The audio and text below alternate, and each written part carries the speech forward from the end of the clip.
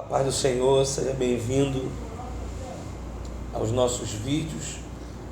Quero ser grato a Deus por tudo.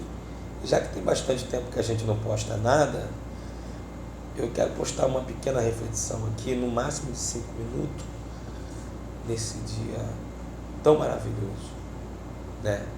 Que é quinta-feira, dia 4 de junho, né? Em meio a tanta catástrofe, tanta desgraça, né? Nessa pandemia que o mundo vive, né? Vamos lá. Eu quero usar o texto de Daniel, capítulo 2, de 20 ao 22, para nós fazer uma breve reflexão sobre esse texto, esse versículo que está dizendo. Diz assim: bendito seja o nome de Deus para todo sempre, porque dele é a sabedoria e a força. Ele muda os tempos, remove reis e estabelece reis, dá sabedoria aos sábios e ciência aos entendidos. Revela o profundo e o escondido, sabe o que está em treva, e com ele mora a luz. Eu quero falar sobre determinismo e calvinismo. Eu não quero criticar o calvinismo e nem criticar a forma teológica do determinismo, daqueles que estudam as determinações divinas, que acabam muitas das vezes corroborando com a parte do calvinismo, tá?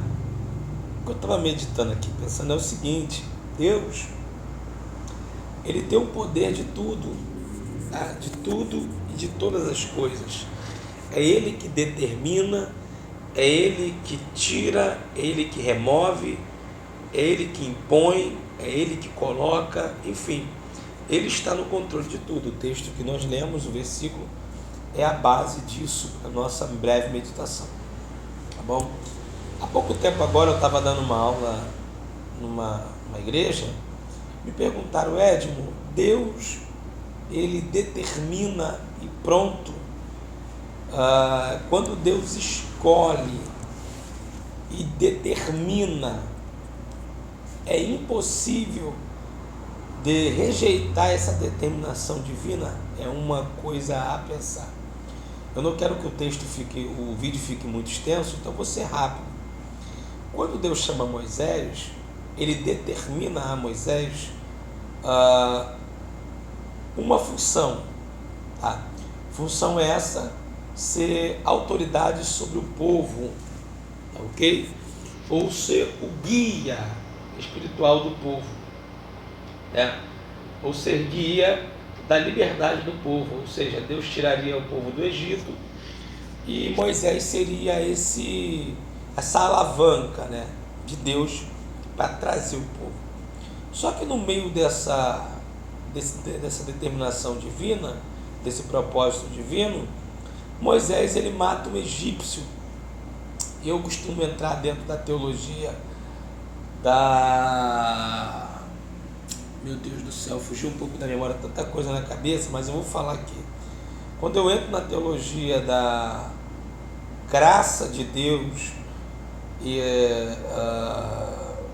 meu Deus, fugiu, me perdoe mesmo. Da justiça de Deus, quando ela entra, ela só tem um propósito. A justiça de Deus é fazer a justiça, tá? É manter a ordem entre os homens. A justiça de Deus tem um papel fundamental, tá? Na ornamentação de vida humana, se é essa palavra que eu posso usar. Posso ser até um pouco grotesco, né? Ou estar fora do padrão do que estamos falando, mas vamos lá. Entra a justiça de Deus. Deus vai pesar entre Moisés e entre o egípcio. Não que a justiça de Deus vai trazer impunidade a Moisés, porque vida é vida, tá? Mas existia ali uma determinação divina também sobre a vida de Moisés.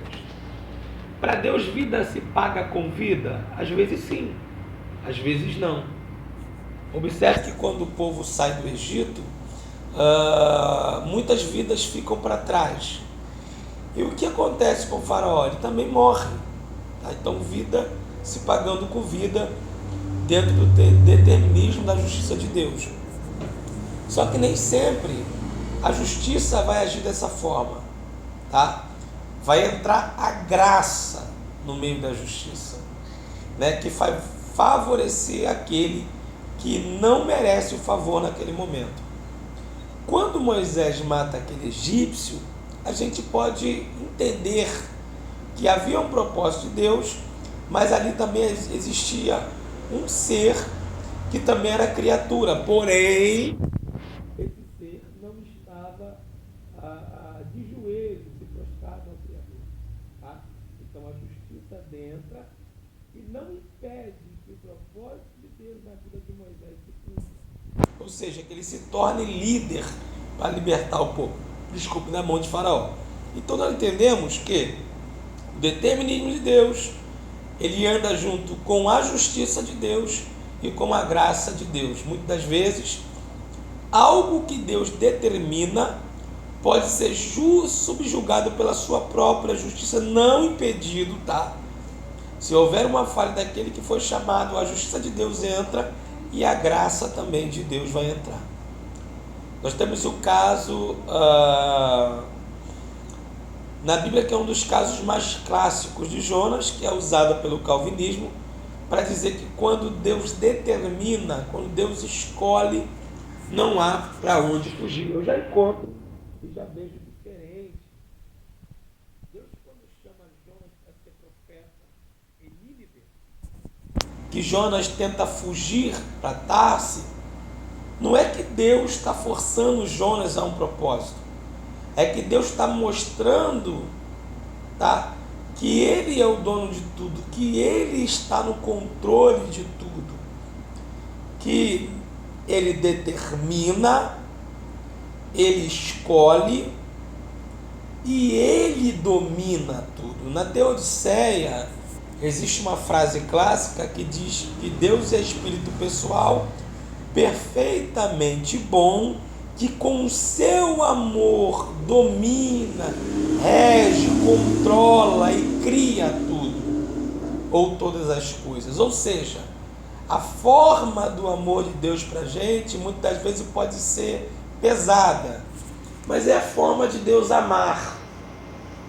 Quando Deus permite que Jonas, né, fuja para Nínive, porque é a permissão de Deus, e Deus vai lá e o joga dentro do ventre daquele animal, não é porque Deus ele força o homem a cumprir o propósito. Ele está mostrando que Ele está no domínio de tudo. Ou seja, não tem nada a ver com o calvinismo, né? Deus escolheu, pronto, acabou, não tem para onde fugir, independente de onde esteja, vai ser obrigado, porque não é sempre assim. Nós temos casos na Bíblia como Saul, que mesmo sendo escolhido pelo povo, teve uma vontade permissiva de Deus, que entra na permissividade, e Deus o rejeitou. Deus não forçou, então não é sempre assim. Nós temos outros clássicos acontecimentos na Bíblia que foi dessa forma. Tá?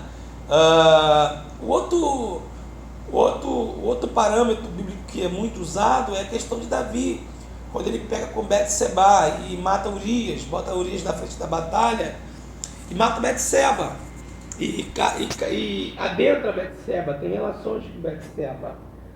Ali a gente vê a justiça de Deus adentrando na vida de Davi. Deus manda o profeta Natan entrega um recado a Davi, e por sua vez a justiça de Deus age na vida de Davi. A espada não se afasta da casa dele e o seu filho morre, mesmo Davi orando, buscando o arrependimento diante de Deus. Ou seja, são acontecimentos clássicos que não tem nada a ver com Deus forçar o homem. Observe que a Bíblia não diz, mas eu acredito que teve pessoas que ficaram no Egito, escolheram ficar no Egito, né? que voltaram, apesar de Deus estar dizendo que não fique nenhum. Mas será que ficou alguém? A gente não sabe, a Bíblia não diz, porque é a escolha. Deus não vai forçar ninguém. Deus vai mostrar o seu poder, o seu determinismo, a sua força, a sua autoridade. O próprio Davi disse no Salmos, no livro de Salmos, que para onde ele fugiria de Deus? Tá? Ele pode dizer, eu não quero mais, eu decido não querer, E Deus pode falar, não, eu te quero, acabou, o poder é só mim, o poder sou eu, e eu quero e acabou, não adianta, você não decide nada. Como Deus também pode dizer também, você não quer? Tá bom, eu pego e coloco outro.